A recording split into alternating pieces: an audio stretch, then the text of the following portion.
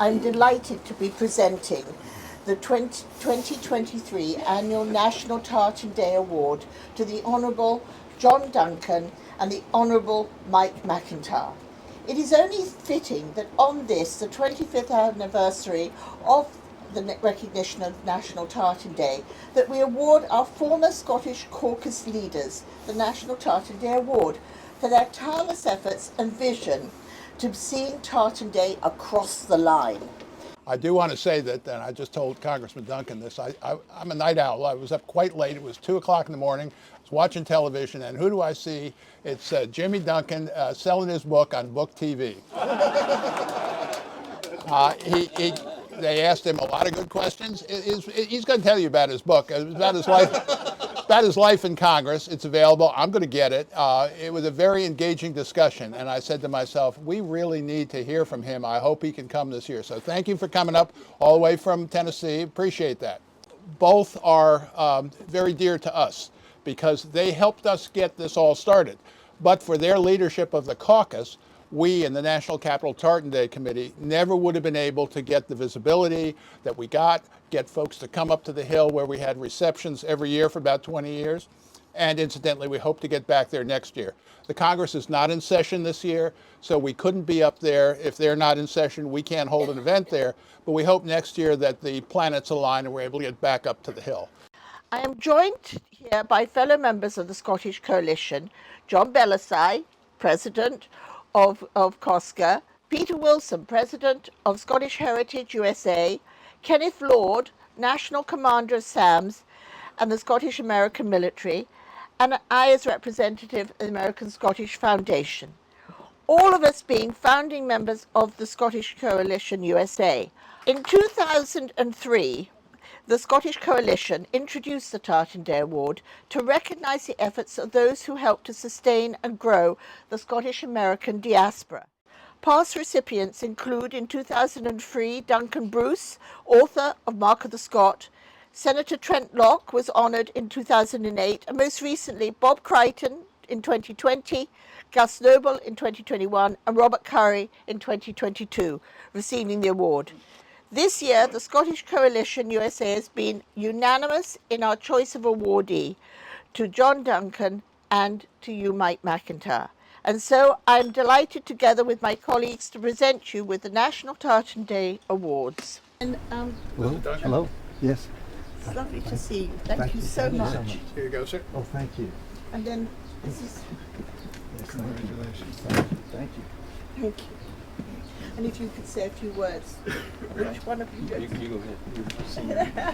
We're going to do this alphabetically. Yeah, by seniority, right? Let me grab this. Well, Camila, thank you for this wonderful award, and Dana and John, thank you for those kind words. I am going to be very brief.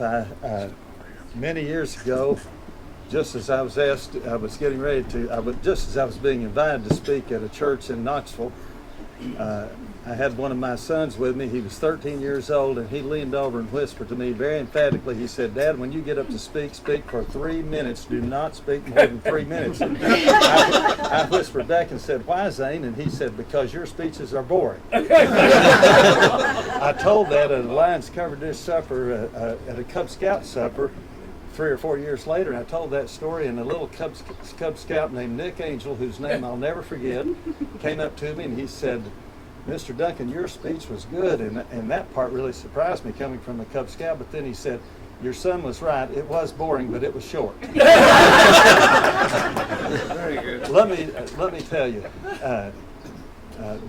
being with the helping found the Friends of Scotland Caucus with my friend Mike was really the highlight of my 30 years in the Congress. I can't tell you how much I enjoyed that, how much it meant to me. Some of you know the Scottish government had us over there 3 or 4 different times, and those were real highlights also. I come from East Tennessee, from Knoxville. Knoxville was named after a Scottish immigrant, General Henry Knox, who was President Washington's first Secretary of War. I have a college in my district, Maryville College, my first wife, my second wife is here with me. My first wife passed away from strokes and cancer. And my new wife, Vicki, she had lost her husband to Lou Gehrig's disease, but we knew each other as toddlers in Sunday school and Bible school at the Presbyterian Church in Knoxville. And about 11 months or a year and a half ago, I went to a church supper, I guess, and the only seat was by her, and she cast a spell over me. And 3.5 months later, we got married. And not only do I have 9 grandchildren in Knoxville, she has 8 grandchildren, and all 17 are in Knoxville. And so when people ask me what I do now, you can figure it out. But if you've ever been to East Tennessee, or if you ever come, you would see Scotland in East Tennessee.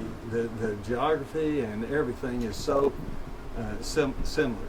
And Vicki went to Maryville College, 15 miles outside of Knoxville, and Maryville College, the nickname of the sports team is the Fighting Scots. My dad hitchhiked into Knoxville with $5 in his pocket from Scott County, Tennessee, and the name of the sports teams in Scott County is the Highlanders. And my grandparents had 10 kids in an outhouse and not much more on a subsistence farm in East Tennessee. But one year, they tell me that Papa Duncan, who I knew very well, he passed away when I was in high school. He used to say that you could make it to heaven if you were not a Presbyterian and a Republican, but you had a leg up if you were. But they tell me that one year he got something in the mail saying he was descended from the Scottish King's Duncan. And my grandmother, whose maiden name was Lee, now practically everybody in East Tennessee fought on the side of the Union in the Civil War, and that's where the Republicanism of East Tennessee came. But my grandmother had always claimed, because her maiden name was Lee, she had always claimed she was a distant relative of Robert E. Lee. Well, they said, Papa Duncan said to her, said, Mama, you've been lording over us all this year being related to Robert E. Lee, and said, now we know I'm descended from these Scottish kings. He said, I don't expect you to bow down to me every time you see me, but you might curtsy every once in a while. So let me just read one thing to you. That the tags that are attached, Mike and I are wearing the official tie of the Friends of Scotland Caucus, and we're very proud of that. And it says on the labels, it says the Friends of Scotland Caucus Tartan. In August 2007, the Friends of Scotland Caucus Tartan was presented by the Scottish Executive to a visiting delegation of senior politicians who are members of the Friends of Scotland Caucus, which was launched during Tartan Week in April 2006 to strengthen links between the U.S. and Scotland. Its members include about 40 congressional and 40 congressmen and senators. The tartan celebrates the 6 white and 7 red stripes of the American flag with the white cross on a blue background of the Scottish flag. The green is a traditional Scottish tartan color which can be found in the Duncan and McIntyre tartans, surnames of the co-founders of the caucus, John Duncan and Mike McIntyre.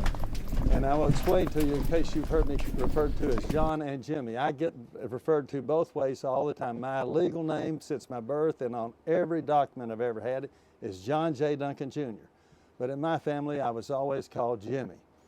And Alex Kerr, who was head of security for Federal Express, and he was a native of Scotland, and he told me one day, he said, with a name like Jimmy Duncan, he said, you could come to Scotland and win any election you wanted. But thank you. It's an honor for me to be here. It's an honor for me to be here with Mike. I am so pleased. I've been gone almost 4.5 years from the Congress. I am so glad I served in a time, my whole 30 years, I got along just as well with the Democrats as with the Republicans. Dana said, in fact, I think it got along a little better with the Democrats because they like to spend money more than the Republicans. But I am so pleased that we were able to get along that well, and we got along great. They called me up one day, it really surprised me, from the Scottish section of the British Embassy, and said they'd done some research and found that I had more Scottish heritage and ancestry than anybody in the Congress. And I don't know whether that was true, but that's what they told me. They asked me to do this. And I guess Mike got the same call from Robin. But it's just an honor and a privilege to be here with all of you tonight. Thank you very much. And now I'll introduce my leader in the Friends of Scotland Caucus, Mike McIntyre.